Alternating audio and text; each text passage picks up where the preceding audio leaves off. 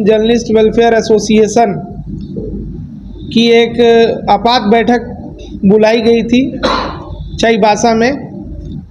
सारे लोग देख रहे हैं कि आज राज्य में मुख्यमंत्री एक बीमा योजना का जो है कि लॉन्चिंग करने जा रहे हैं। 5 लाख का जो है स्वास्थ्य बीमा राज्य के कई लोगों को मिल रहा है।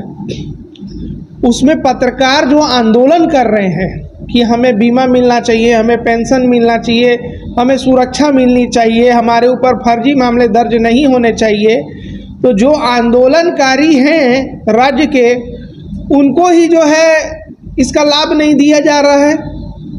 इसके अलावा जैसा कि हम लोग देख रहे हैं, जो अखबार चैनल के माध्यम से हमारे ही साथी ये खबर चला रहे हैं कि इसमें अधिवक्ताओं को भी देने की बात है, कुछ दिन पहले मछुआरों को भी देने की बात थी।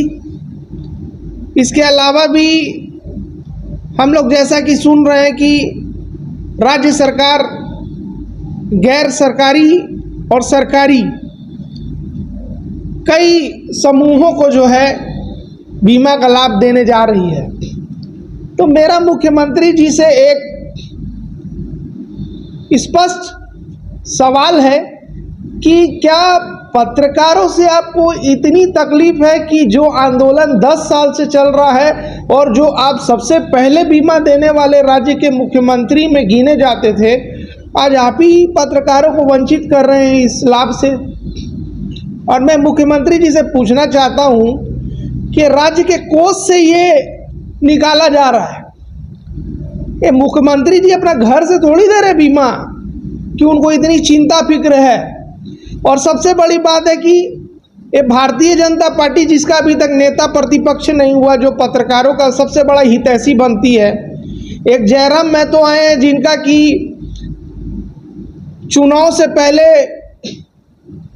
उनका चुनावी जो प्रारूप तैयार हुआ था प्रचार का पंपलेट,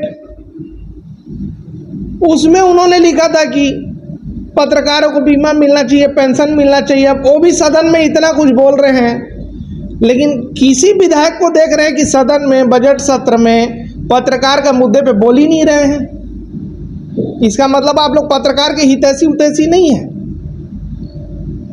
तो मेरा आज का आपात बैठक करके पत्रकारों को यहाँ पे जुटा करके और अपनी आवाज़ को आप सभी के माध्यम से हर जिले में पहुँचाने का एकमात्र उद्देश्य है कि राज्य में पत्रकारों का हितैषी कौन है, ये आज के दिन में सबसे बड़ा सवाल है। ज्ञापन देते जा रहे, अभी तक रिजल्ट क्या है? क्वेश्चन करो। कुछ लगातार आप लोग ज्ञापन देते रहे पत्रकारों की मांग को लेकर, बोलो।